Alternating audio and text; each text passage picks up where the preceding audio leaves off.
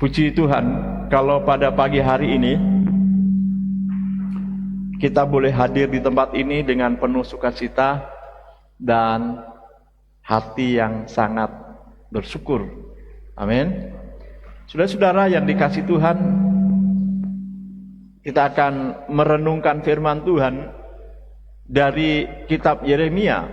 Kalau minggu lalu kita merenungkan dari pasal 1, tetapi hari ini saya akan membawa saudara-saudara untuk melihat tentang bagian daripada puisi Nabi Yeremia.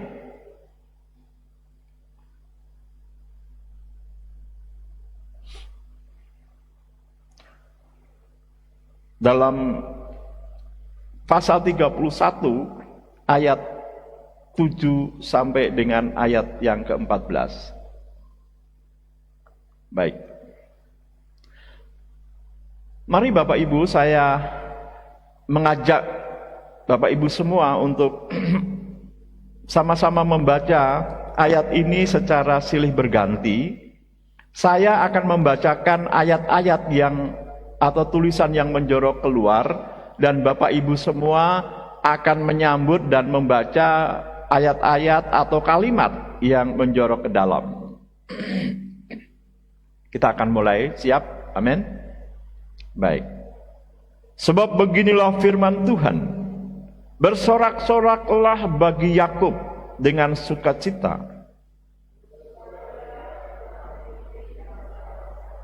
Kabarkanlah, pujilah dan katakanlah,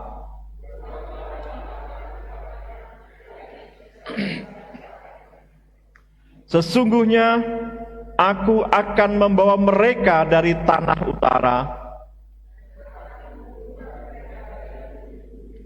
di antara mereka ada orang buta dan lumpuh.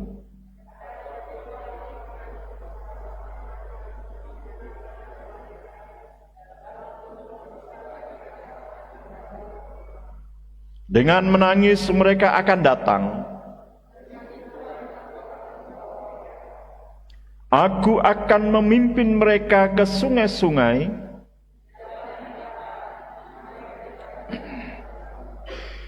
sebab aku telah menjadi bapa Israel. Dengarkanlah firman Tuhan, hai bangsa-bangsa.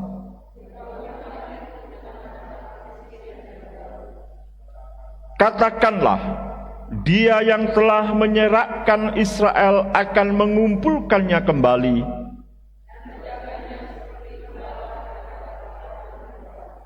Sebab Tuhan telah membebaskan Yakub.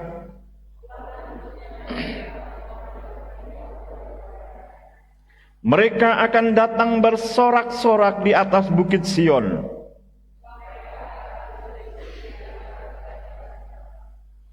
Karena gandum, anggur dan minyak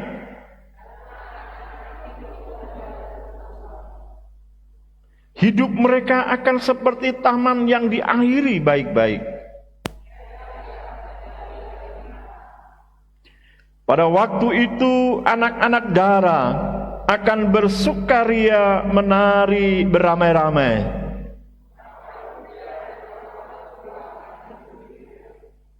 Aku akan mengubah perkabungan mereka menjadi kegirangan.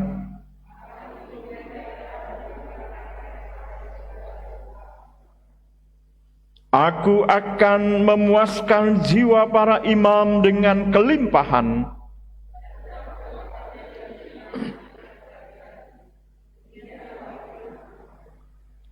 Beginilah firman Tuhan, dengar, di Rama terdengar ratapan. Rahel menangisi anak-anaknya.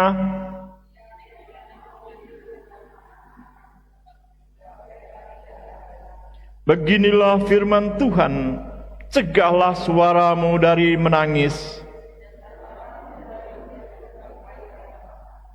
Sebab untuk jerih payahmu ada ganjaran, demikianlah firman Tuhan.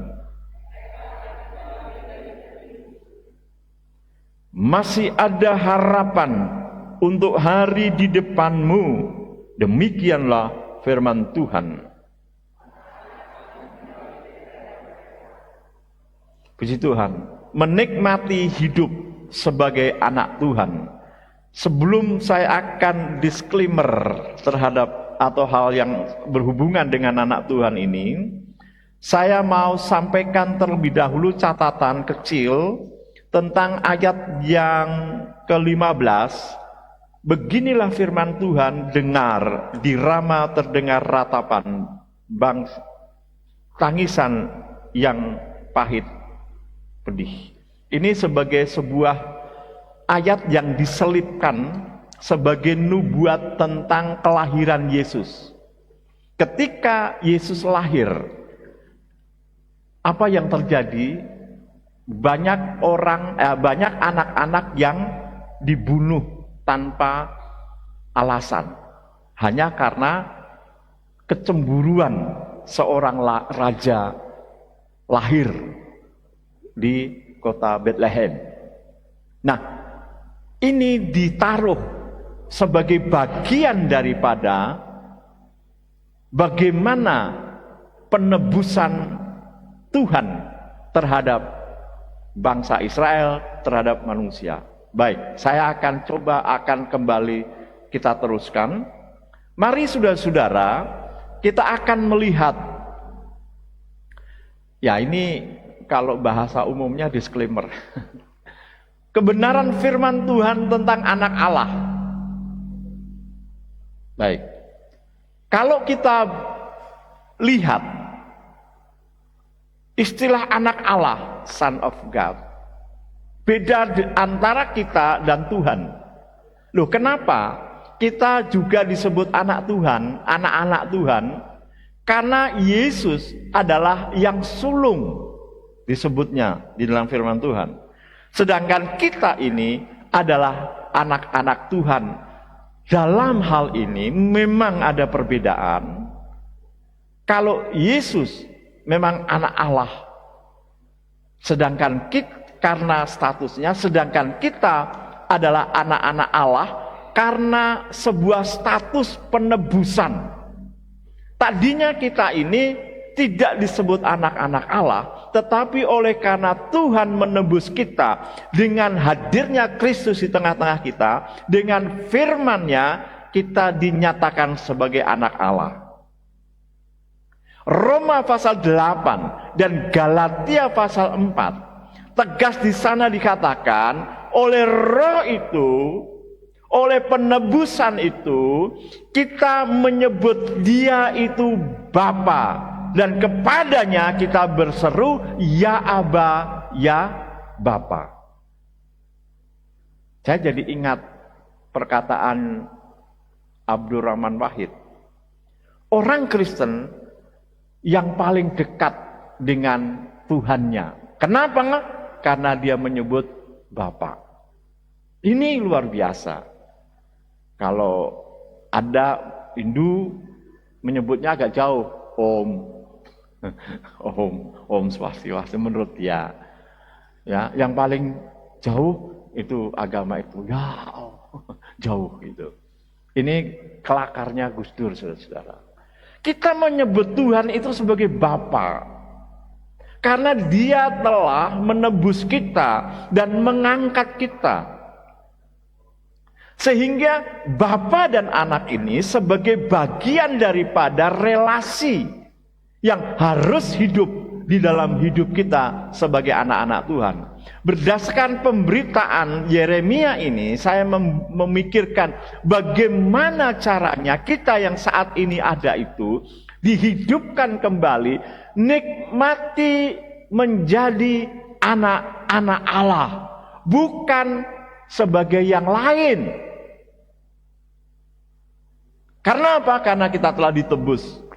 Karena kita dibeli dengan harga yang mahal oleh darah Yesus. Oke. Yang kedua, saudara-saudara, menjadi anak Allah itu karena iman. Yohanes pasal 1 ayat 12 tadi dikatakan, barang siapa percaya kepadanya, dia diberi kuasa menjadi anak-anak Allah. Kita diberi hak menjadi anak Allah oleh karena iman, oleh karena kita percaya kepada Tuhan dan menerima Dia sebagai Tuhan dan Juru Selamat. Maka kita tidak lagi menjadi orang celaka, kita tidak lagi menjadi orang yang binasa, tetapi firman mengatakan diberi kuasa untuk menjadi anak-anak Allah.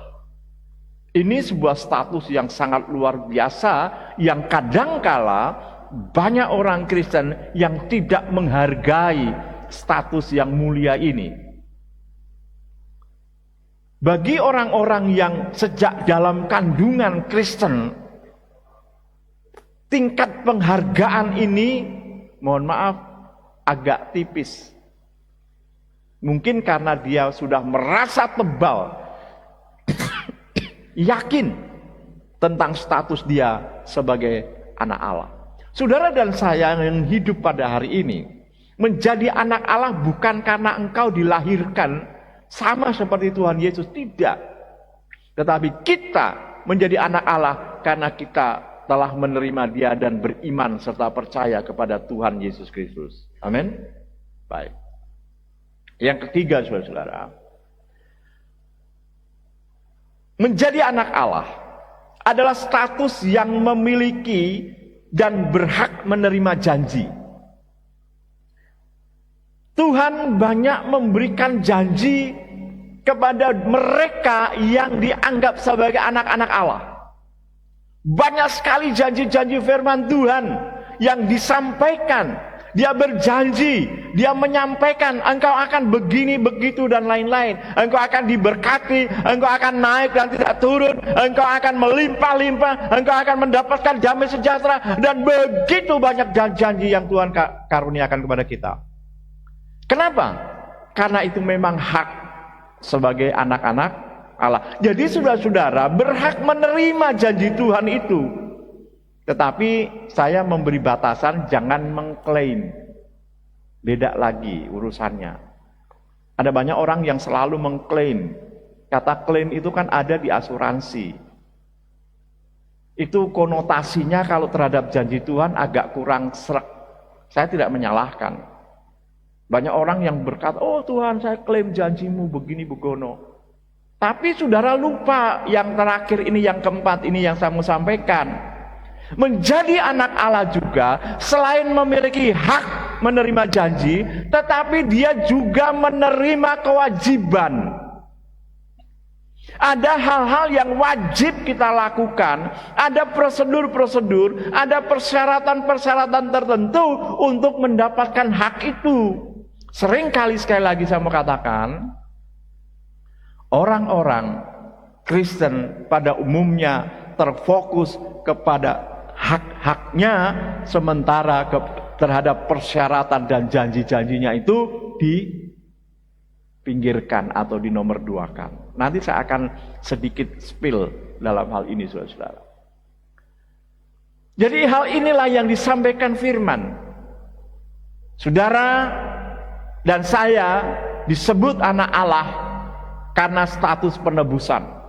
Saudara dan saya ditebus oleh Tuhan, dibeli dengan harganya yang mahal, yaitu darah Yesus. Dan saudara-saudara mengakui bahwa kita semua adalah anak-anak Allah karena iman. Dan bonusnya kita menjadi anak Allah diberi hak untuk menerima janji, dengan catatan kita juga menerima kewajiban. Antara janji, hak dan kewajiban itu ada keseimbangan. Kalau dalam asuransi, saudara mengklaim kalau sesuai dengan kriterianya. Kalau saudara mengasuransikan rumahmu kebakaran gitu, diasuransikan. Tapi kalau saudara ketahuan itu sengaja dibakar, itu nggak akan dibayar asuransinya. Kalau saudara mengasuransikan mobil, TLO, ya total loss only. Tetapi tahu-tahu saudara mencoba merekayasa supaya mobilmu itu hilang, padahal itu rekayasa, atau dirusakin, ya saudara nggak akan pernah dapat itu janjinya. Makanya seringkali ada banyak orang yang bermain di sini, ada banyak keributan dan lain-lain. Asuransi sakit dan lain-lain. Saudara-saudara, ada persyaratan yang harus kita penuhi, yaitu kewajiban-kewajiban kita. Oke. Nah, saya tadi katakan, hak dan kewajiban sebagai anak Tuhan itu selalu berjalan bersama, seimbang. Baik. Pengertiannya seperti apa? Tapi kalau saya nggak seimbang, nanti saya akan saksikan di depan saudara-saudara. Paulus juga nggak seimbang sebenarnya dalam melakukan hak dan kewajiban. Dalam Efesus pasal 1, kalau saudara perhatikan baik-baik suratnya kepada jemaat di Efesus, Paulus menjelaskan bahwa ia sebagai rasul, dia menekankan kewajiban dia untuk memberitakan Injil, memberitakan kebenaran, memberitakan tentang kasih karunia tanpa sedikit pun memikirkan akan hak-hak dia sebagai seorang rasul. Jabatan itu kepadanya melekat hak dan kewajiban. Kalau saudara-saudara menerima atau mendapatkan sebuah jabatan di satu instansi, baik pemerintah maupun swasta, di situ undang-undangnya itu melekat hak dan kewajiban. Baru hak dan kewajiban itu dijabarkan dalam tugas-tugas pokok atau yang kita kenal sebagai job desk, job description. Deskripsi daripada pekerjaan. Biar agak keren kali job desk itu. Padahal tugas-tugas pokoknya itu. Sebagai apapun, sebagai presiden ada, wakil menteri ada, ketua yayasan ada. Nah kadang-kadang kita lupa itu, tugas-tugas pokok itu. Sementara yang kita kejar adalah hak-haknya. Paulus jelaskan itu. Dalam Efesus kepada jemaat Efesus, dia tidak sedikit pun, artinya sangat meminimais bicara tentang haknya sebagai seorang rasul. Dia hanya membicarakan kewajibannya. Tapi kalau bicara soal keseimbangan, ini nggak seimbang. Karena Paulus jauh lebih menekankan kewajiban dia sendiri sebagai seorang rasul daripada menuntut hak kepada setiap jemaat. Ini pelajaran buat saya pribadi. Sebagai seorang hamba Tuhan, saya meniru Paulus untuk jauh mendominasikan kewajiban daripada mengejar hak-hak saya. Karena apa? Karena percaya bahwa Tuhan tidak pernah membiarkan dia, tetapi dia selalu membela. Oleh sebab itu, saudara-saudara, kalau engkau dalam kehidupan ini terlalu mengejar hak, sementara saudara tidak lagi memperjuangkan kewajiban dan hakmu, ya Tuhan akan diam aja. Tetapi ketika engkau sudah melakukan yang terbaik, maka Tuhan akan membelamu dan memperjuangkan hak-hakmu sebagai apapun. Amin. Ini prinsip Alkitab. Baik, mari kita lihat yang kedua. Dalam 1 Korintus pasal 9, kepada jemaat di Korintus, Paulus juga menjelaskan hak dan kewajiban sebagai seorang pemberita Injil. Mari kita akan lihat ini sebagai case study, studi kasus, saudara-saudara. 1 Korintus pasal yang ke-9.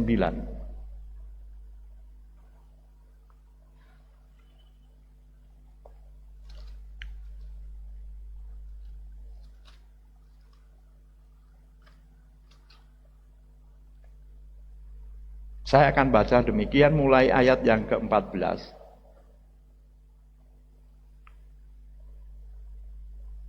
Oke, sebelumnya tanggal ayat 12 bagian B.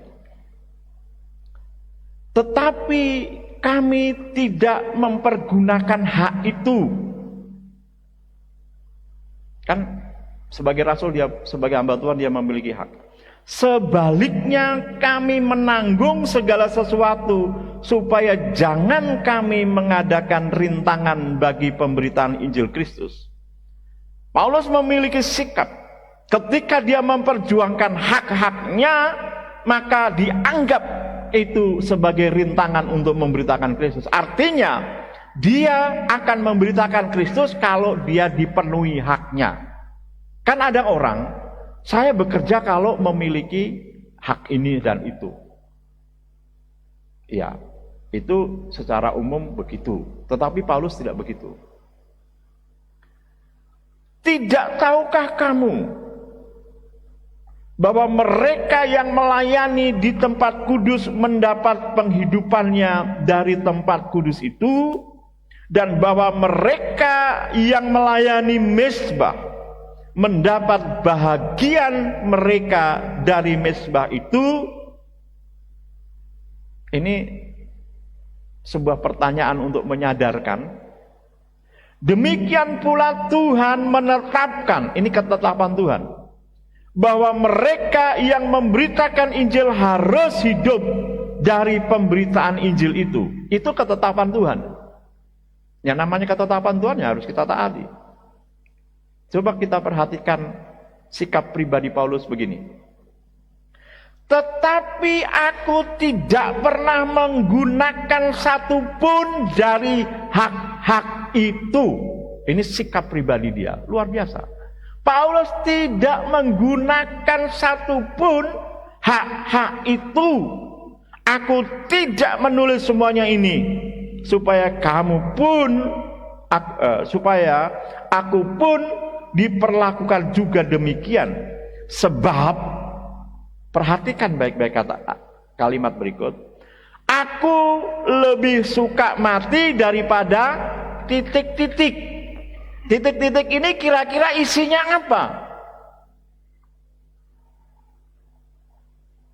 Apa kira-kira? Daripada minta haknya, kehidupannya, royalti, bukan royalti, apa?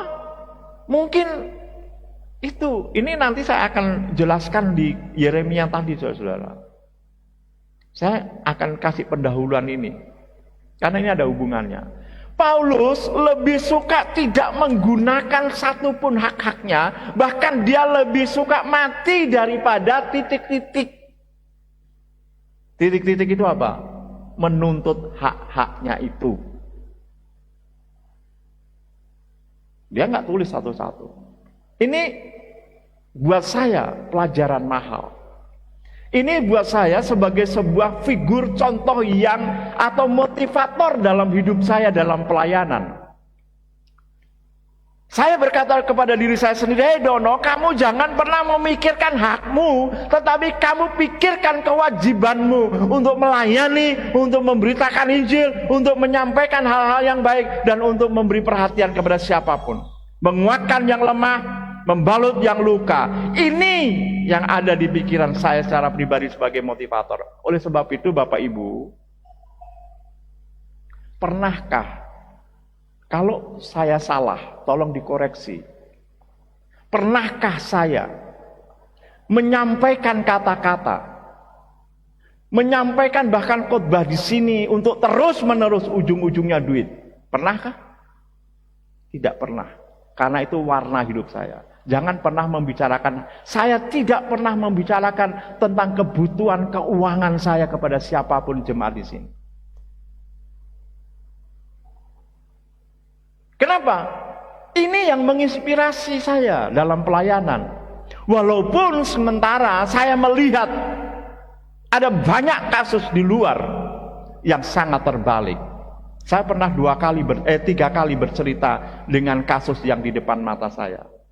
Ini orang baru lulus sekolah teologi, melamar di satu gereja yang establis, memang uangnya banyak. Dalam lamaran itu, dia minta gaji sekian, uang tol, kontrakan, bla bla bla bla. Ya itu. Sementara dia melayani juga belum. Berkhotbah juga belum. Mengunjungi orang sakit juga belum. Apalagi menguburkan orang, belum. Dia baru mau masuk.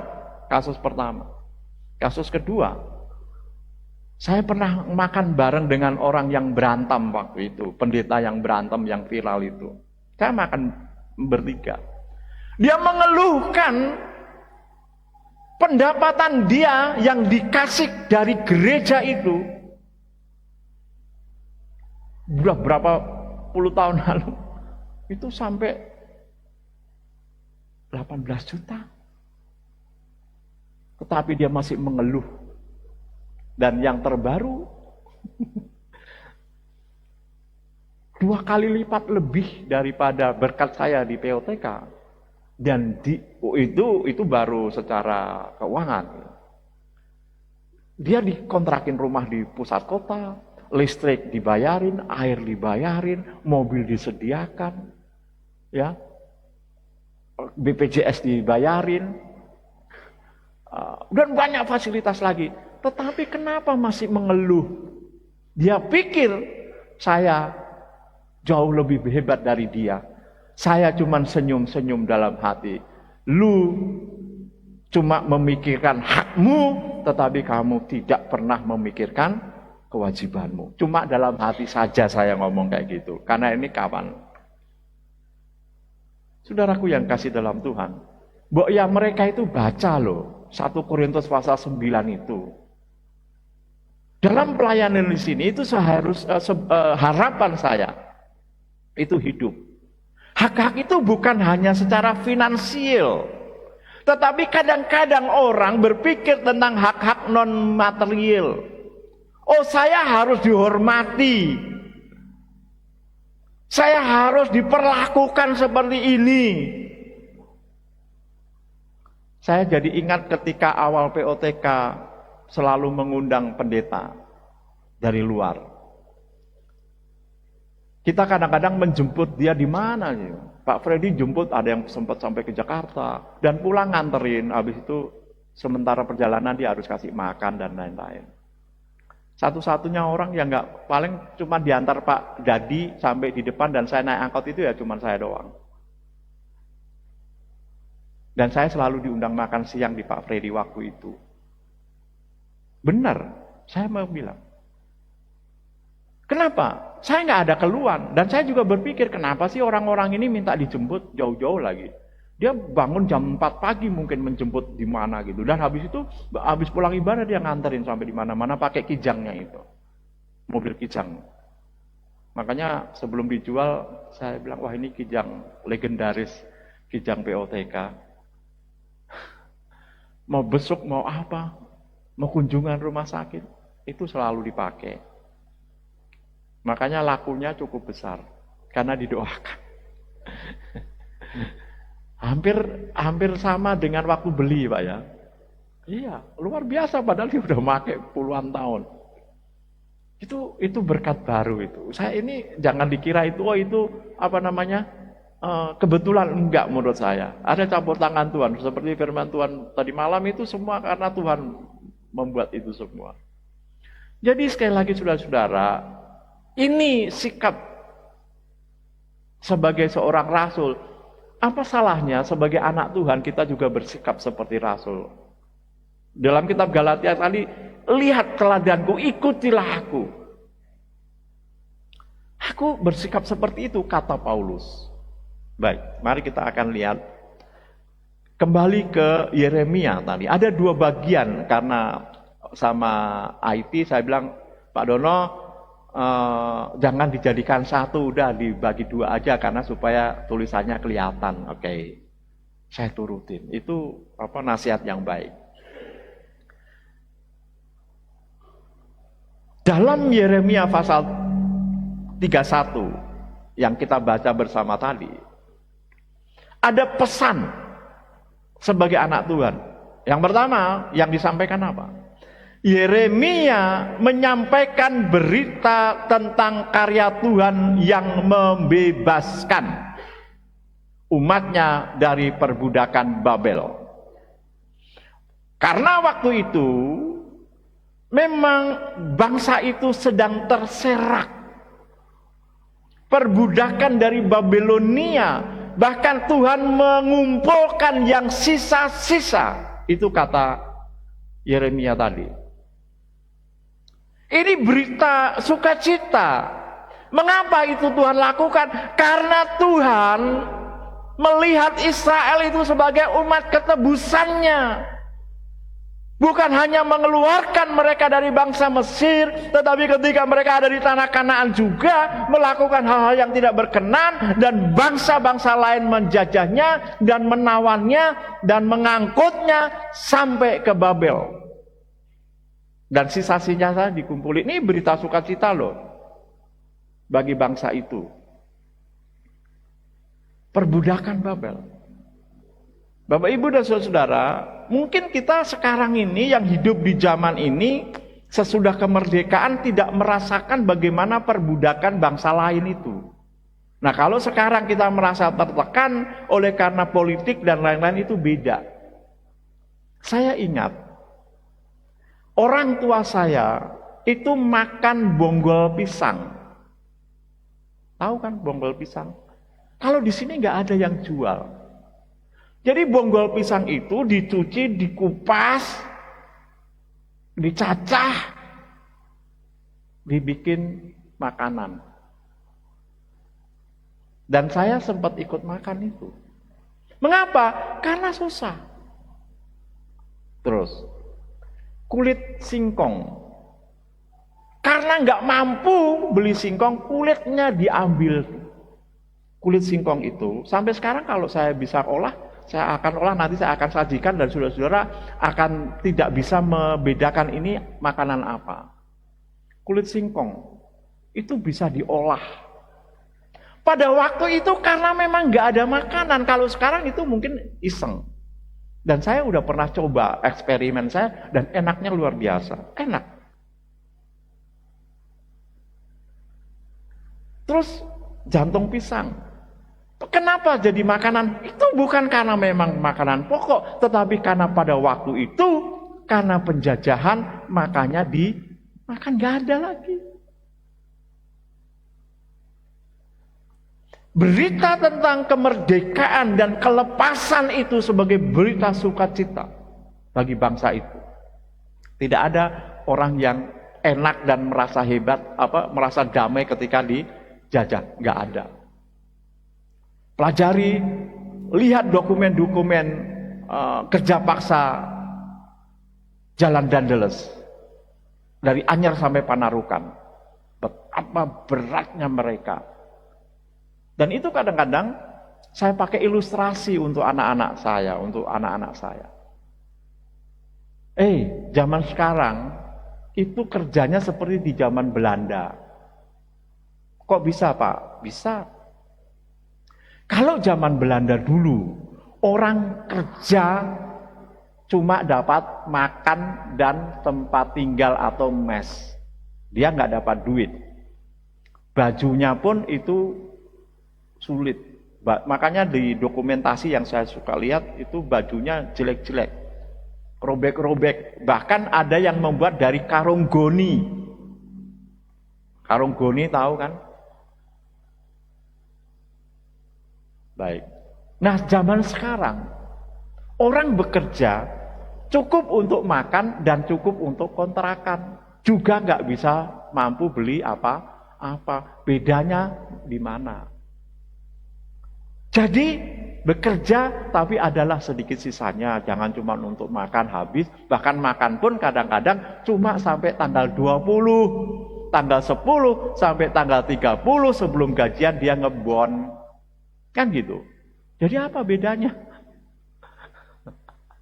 Cuma sekarang kontrak rumah. Kalau dulu dikasih mes. Saya bilang ke anak saya begitu, tapi saya nggak bilang ke bapak ibu begitu. Nanti dipikir, Pak Dono itu merendahkan pekerjaan saya. Enggak, itu hanya memotivasi. Susah. Baik. Jadi berita tentang karya Tuhan itu disampaikan karena Tuhan memandang Israel itu adalah anak-anaknya. Berita kelepasan dari perbudakan dosa itu disampaikan kepada saudara dan saya karena Tuhan menginginkan saudara dan saya diangkat menjadi anak-anaknya. Amin. Yang kedua, berita yang kedua, Tuhan menyebut ini sebagai kawanan domba di dalam ayat yang 10. Kawanan domba itu sebuah sebutan yang sangat luar biasa. Kalau kita bicara tentang kawanan domba atau penggembalaan, itu jangan disamakan penggembalaan dalam konotasi di Indonesia, apalagi di Cimeteng, dengan kawanan domba yang pada waktu itu. Apakah di zaman Daud atau di zaman Tuhan Yesus? Enggak. Di sini domba dibiarkan banyak rumput. Makan di mana-mana. Rumput banyak. Kalau di sana enggak begitu, saudara. Rumput itu begitu mahal. Rumput kering aja dikumpulkan. Apalagi air. Makanya dalam kitab Mazmur pasal 23 ini, Tuhan adalah gembalaku, takkan kekurangan aku. Kenapa? Karena seorang gembala harus memimpin dia mencari sumber air, mencari sumber makanan, dan itu butuh sebuah perjuangan, sehingga antara domba dan gembala itu seolah-olah memiliki sebuah relasi dalam perjuangan yang sama. Bukan pasif seperti di sini. Gembala di sini kan cuma taunya jual. Jadi aplikasi penggembalaan itu sekarang ini banyak orang yang udah menyeleweng dari prinsip penggembalaan ketika kata gembala ini dimunculkan. Jadi menyebut umat sebagai kawanan domba itu juga di dalamnya ada sebuah kebersamaan. Oke, yang ketiga, di dalam ayat yang ke-11, di situ tertera bahkan orang yang dijual, diasingkan akan ditebus kembali. Wow, ini kan sebuah kenyataan. Kita ini telah tergadai. Maka ada kata penebusan. Menebus itu dihubungkan dengan digadai. Bapak Ibu berharap saya berharap Bapak Ibu tidak terlibat dalam penggadaian. Karena kalau saudara terlibat dalam menggadaikan, itu berarti saudara kurang duitnya. Artinya janganlah sampai menggadaikan. Pernah ya menggadaikan motor, menggadaikan rumah, itu karena nggak punya duit. Nah, orang-orang itu istilah ditebus itu karena berdasarkan itu. Kalau nggak ditebus ya hilang. Orang-orang yang dijual, bayangkan ayat 11 itu, ada istilah dijual, diasingkan, Tuhan menebus kembali. Ini ada hubungannya dengan perbudakan. Orang pada waktu itu memungkinkan orang membeli orang untuk menjadikan budak. Karena pada waktu itu memang undang-undangnya berlaku seperti itu. Kondisinya seperti itu. Walaupun sampai hari ini ada negara yang pengen itu, tetapi Martin Luther King itu menjadi tokoh untuk pembebasan terhadap para budak. Ada ras, harus ada kesamaan. Bapak Ibu bacakan itu ya. Saya rasa baca. Jadi seperti itu. Nah, ini sebenarnya sekali lagi bahwa sebagai sebuah simbol. Waktu itu memang fisiknya iya. Tetapi saat ini kita bisa lihat bagaimana banyaknya manusia yang telah terjual oleh dosa, terjual oleh iblis dan kuasa gelap, dan diasingkan dari hadirat Allah. Tetapi karena Tuhan menginginkan pengangkatan sebagai anak Allah, maka Dia sendiri menebus saudara dan saya. Ini pesan yang disampaikan oleh Nabi Yeremia. Oke. Terus deh. Yang keempat. Ini saya tulis bagian kedua supaya gampang menyampaikan. Tadinya saya jadikan satu, tapi kecil-kecil tulisannya. Bagian yang keempat, kasih pemeliharaan. Kalau mengacu pada ayat yang ke-12, pemeliharaan Tuhan itu di dalamnya ada ketentraman, kesejahteraan yang akan dialami sehingga tidak merana. Bahasa merana itu sungguh terpaksa. Bukan itu ya. Merana. Grantes kalau orang Jawa bilang. Kesedihan, prihatin, perih tapi di batin. Itu prihatin. Perih ya di batin aja. Merana. Tetapi Tuhan memberitakan bahwa pemeliharaan Tuhan itu di dalamnya ada kesejahteraan jasmani dan rohani. Sehingga ada penghiburan dan tidak ada duka cita terus di dalam hatinya. Bagi bangsa itu. Sekarang bagi saudara-saudara. Tuhan memelihara saudara itu bukan soal ini. Tetapi di dalamnya including kesejahteraan saudara. Dan saudara tidak ada lagi sedih karena apa? Karena ini dan itu. Toh seandainya ada pengalaman seperti itu. Saudara akan dihiburkan dengan perkataan-perkataan yang lain. Baik.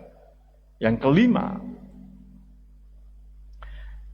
Tuhan akan menggantikan perkabungan menjadi kegirangan. Ini bagian daripada janji Tuhan. Ada penghiburan. Nah, kalau dilihat dalam hidup kita, dalam semester ini atau dalam tahun lalu, saudara hitung berapa kalau seandainya dipersentasekan 100, berapa persen kedukaan saudara dan berapa persen kesukaan saudara? Mana lebih banyak? Halo? 50-50? Bangsa Israel pada waktu itu lebih banyak duka citanya daripada sukacitanya. Mungkin saudara-saudara juga mengalami banyak duka cita, tetapi duka cita itu di-manage, di-create menjadi sukacita. Itu kehebatan Roh Kudus yang bekerja dalam hidup kita itu seperti itu. Ya, karena saya pengalaman dalam hal ini. Duka cita itu bisa saya tampilkan dengan suasana ceria. Sehingga bisa menghibur. Saya meng-create itu, saya memanage itu. Dari mana ya Kak? Dari Roh Kudus ya, dari belajar bahwa Tuhan menggantikan kain kabung menjadi sorak-sorai, air mata, itu ada di dalam firman. Dan itu bukan hanya khotbah kematian saja, enggak. Dalam hidup kita sehari-hari sering mengalami kenyataan-kenyataan yang seperti itu. Keenam, akan ada suasana peribadahan yang baru. Ayat 14 sampai berikutnya itu disebutkan mereka akan berkelimpahan sehingga dampak daripada kelimpahan itu sampai kepada peribadahan. Umat banyak mempersembahkan persembahan dan para imam merasakan pemeliharaan Tuhan dengan kelimpahan. Ayat itu mengatakan begitu. Artinya apa? Sukacita, kelimpahan dan berkat bagi umat itu berdampak kepada peribadahan yang baru, suasana peribadahan yang baru. Dan imamnya itu merasakan pemeliharaan Tuhan dengan kelimpahan. Artinya apa? Dia akan tercukupi. Seperti Paulus tadi juga begitu. Saudara tahu benang merah dari apa yang saya ceritakan tadi. Penyelewengan sekarang ini apa? Berbeda. Saya pernah sampaikan kepada beberapa orang. Kalau orang lain tahu saya susah, dan orang lain itu, maksudnya di luar penggembalaan ini, yang berbuat sesuatu, saya malu. Malu kepada apa? Saya bilang, ini merendahkan kawanan domba yang saya gembalakan. Harusnya yang tahu itu adalah kawanan domba itu. Dan itu saya jaga benar-benar. Makanya orang kadang-kadang menilai saya itu, wah, di luar. Benar. Padahal ngempet juga kadang-kadang. Dan kalau keberkatan bagi jemaat tidak berefek dengan ibadah, itu harus dipertanyakan. Karena Alkitab memberitakan ini, saudara-saudara. Yeremia jauh-jauh hari memberitakan ini. Kalau engkau diberkati, efeknya pasti ke peribadahan.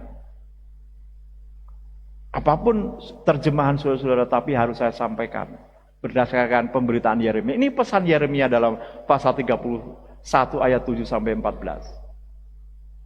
Imam pada waktu itu, para imam tidak lagi pergi ke ladang. Tidak lagi mencari nafkah buat hidupnya. Tidak lagi meninggalkan keimamannya hanya untuk mencukupi kebutuhan mereka. Sekarang istilah saya yang menyinggung banyak orang, khususnya di pendeta-pendeta apa? Oh, pendeta ini benar-benar sebagai pengusaha pelayanan. Jadi dia pengusaha pelayanan. Jadi pelayanan itu dibikin usaha buat dia. Dibikin ladang buat dia. Ya silakan aja, nggak apa-apa. Itu kan pola pikir mereka. Kalau saya kan enggak. Pelayanan adalah sebuah kewajiban yang harus saya lakukan.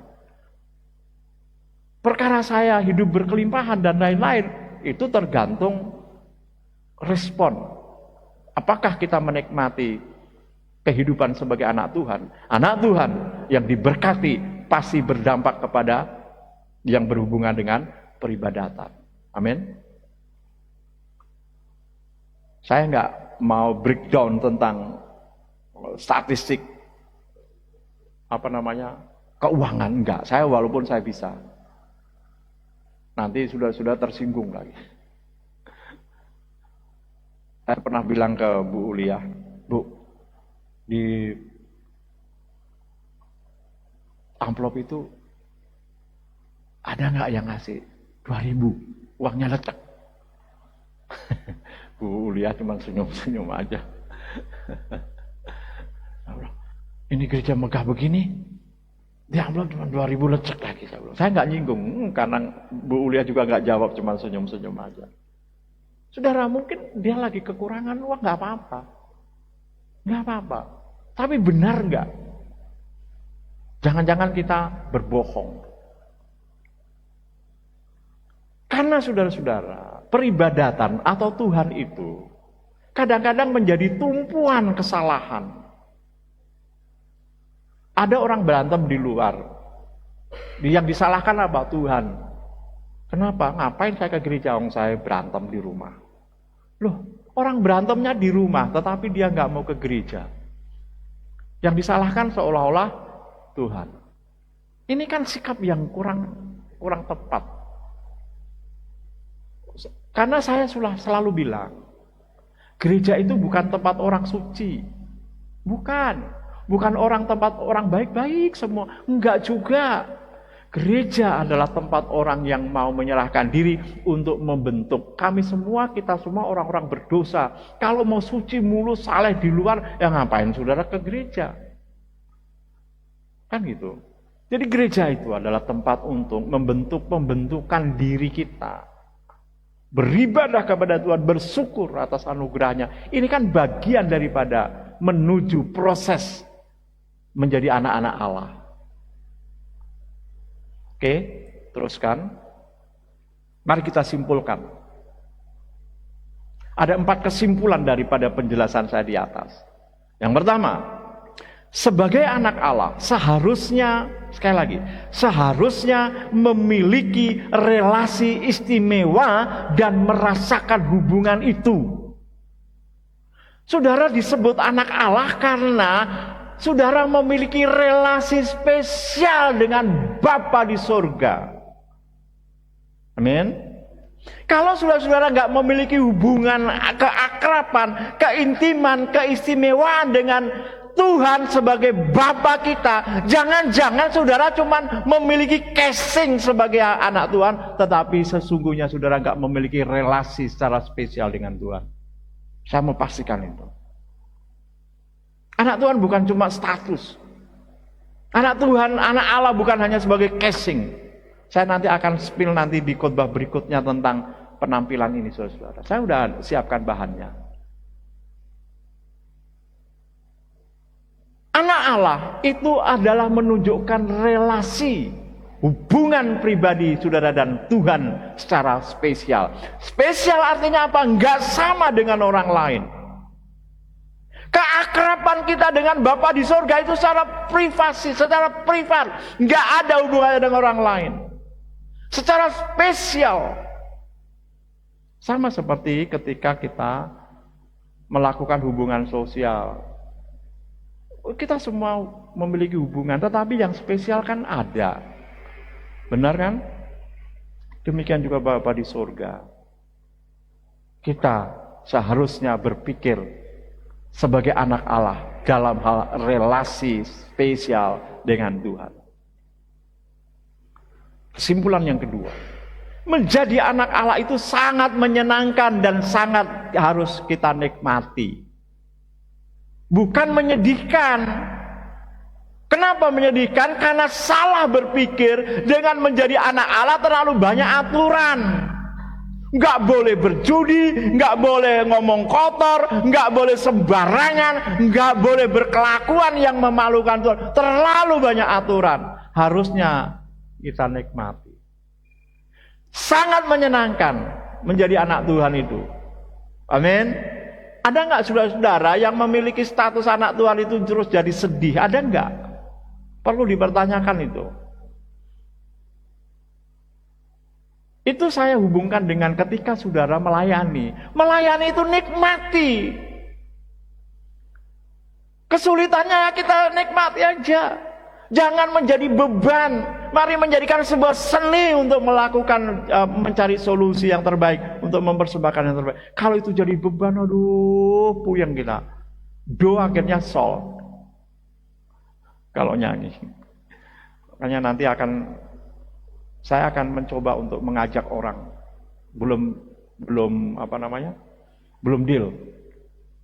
Untuk ngajari singer-singer. Nanti di bulan Maret. Yang belum ikut semua. Singer-singer. Atau WL. Supaya angkatannya saya akan mantapkan. Walaupun saya sendiri memiliki materi itu. Tapi kalau saya sendiri kok Pak Dono kayak Superman. Semua bisa. Ya memang saya belajar dari semua hal. Apalagi musik. Musik itu kan harmoni. Saya akan ajarkan nanti. Saudara akan lihat kemampuan saya dalam hal teori ini. Itu menyenangkan. Jangan sedih. Jangan karena wah ini anak Tuhan harus. Enggak lah. Nikmati. Terus kesimpulan yang ketiga. Respon menjadi anak Tuhan, menjadi anak Allah itu harusnya nyata, bukan di teori. Kita meresponi sebagai anak Allah, sebagai status anak Allah itu bukan dalam perkataan saja, bukan hanya dalam statement saja, tetapi dengan gaya hidup kita, buat kita ini sebagai anak Allah. Ada perbedaannya. Terus yang terakhir, jika anak Allah menikmati janjinya, seharusnya anak Allah juga menikmati kewajibannya. Nikmati semuanya. Oh jangan, waduh janji Tuhan. Sementara kita nggak menikmati persyaratannya dan janjinya. Ada keseimbangan. Walaupun dalam prakteknya saya sebagai hamba Tuhan nggak seimbang. Paulus enggak seimbang menurut pendapat saya. Dia jauh lebih banyak memikirkan kewajibannya daripada memikirkan hak-haknya. Saudara-saudara yang kasih dalam Tuhan, biarlah firman Tuhan yang kita renungkan hari ini keluar dari sini, kita akan menikmati bagaimana status kita sebagai anak Allah. Selamat menikmati menjadi anak Tuhan. Amin. Amin. Kita berdoa untuk firman Tuhan.